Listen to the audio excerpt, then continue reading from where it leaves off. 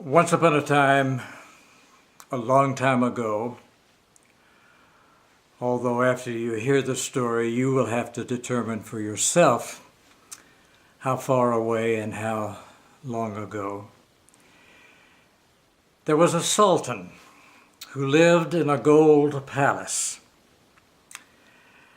who one day, as he was walking in the garden, spied a beautiful young woman and instantly fell in love. She was the daughter, he found out, of his Grand Vizier, his chief prime minister. And he told the Vizier, "I will marry your daughter."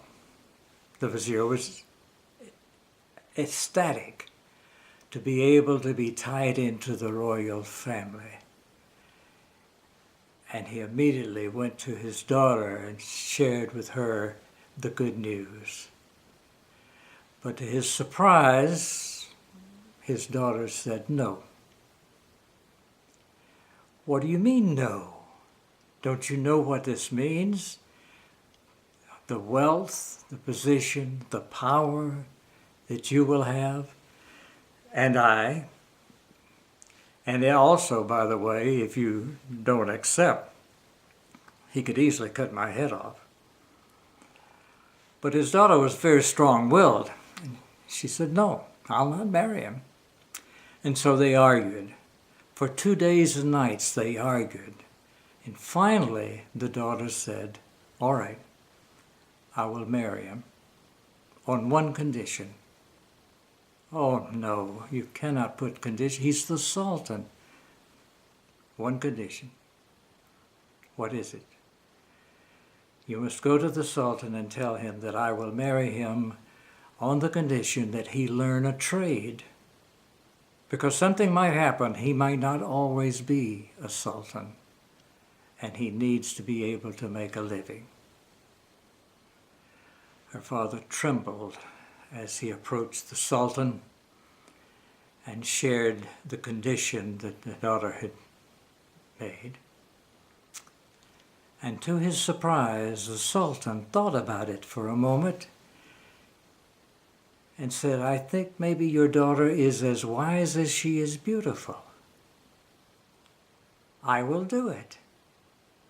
And so he called in all the tradespeople in his kingdom and asked them to explain their crafts. And one by one he observed what they were doing and decided that he would like to learn to weave. And so he did. He was very committed to it, and so he started the process.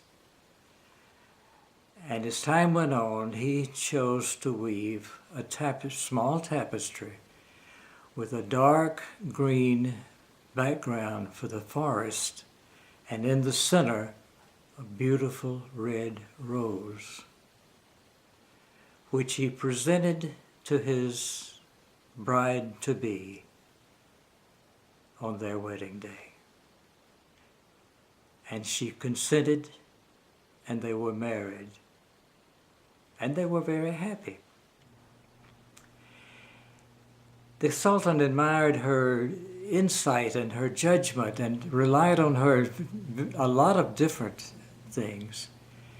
One day he said to her, "You know, I wonder what people really think of me. I can't ask my chamberlain or my vizier because they'll always say what I want them to say.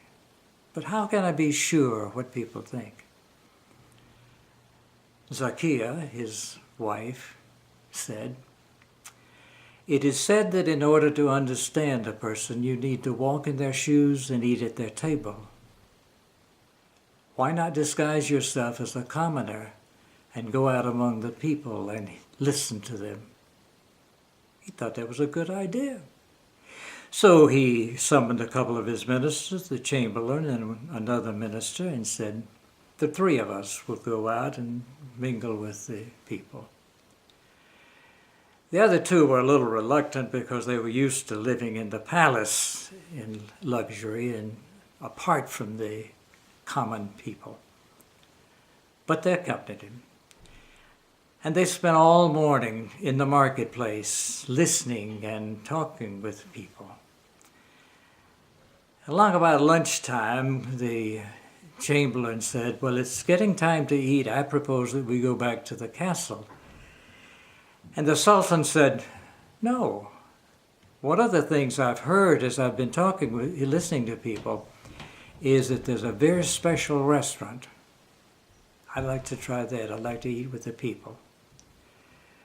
The other two were reluctant, but he was the Sultan, and so they accompanied him.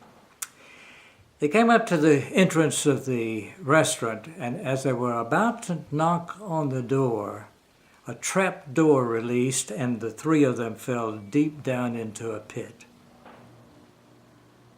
They were horrified. What's going on? And about that time, the trap door opened at the top, and an evil-looking man looked at them and said, "You wanted to know about our restaurant. You will be the delicacies. I will fatten you up and slaughter you, and you will be the main course." The chamberlain said, "Do you know who he..." And the Sultan put his hand over his mouth. He'd be quiet. And so the evil man disappeared. And the chamberlain said, "Surely we need to tell him who you are."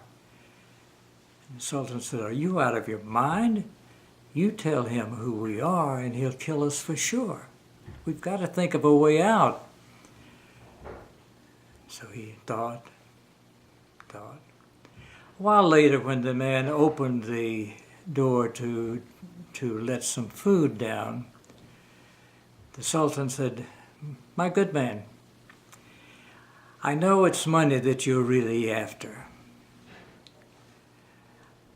What you don't know is that I am a very famous weaver, and I can weave for you a tapestry that you can take and sell in the castle for more money than you ever dreamed of." And the man thought for a moment and said, "I'll test you out." And so he got some thread and a loom and lowered it into the pit, and the Sultan went to work. All night long he worked until the next morning. He had made a small tapestry, dark green background for the forest, and in the center a bright red rose. And when the man opened the door again, he said, "Take this tapestry to the Queen, and she will reward you handsomely." So the man took the tapestry. When he got to the castle, he found the castle was in turmoil because they were concerned that the Sultan had disappeared and did not know anyone about where he was. But when the Queen saw the tapestry, she recognized it as being identical to the one the Sultan had made for her, and realized that this man had something to do with her husband being kept prisoner. And so she didn't say anything about that at all, of course, but she gave the man a bag of gold, more than he had ever dreamed of.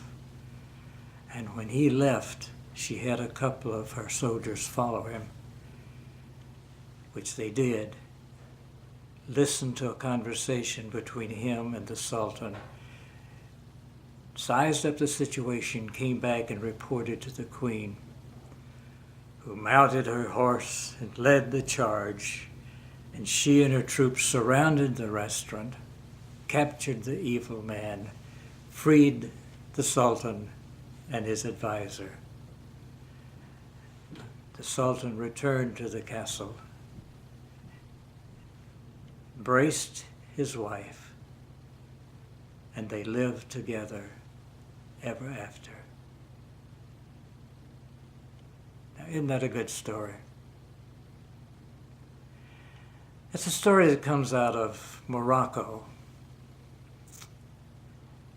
And I think it has a lot to say about relationships and, well, maybe other things.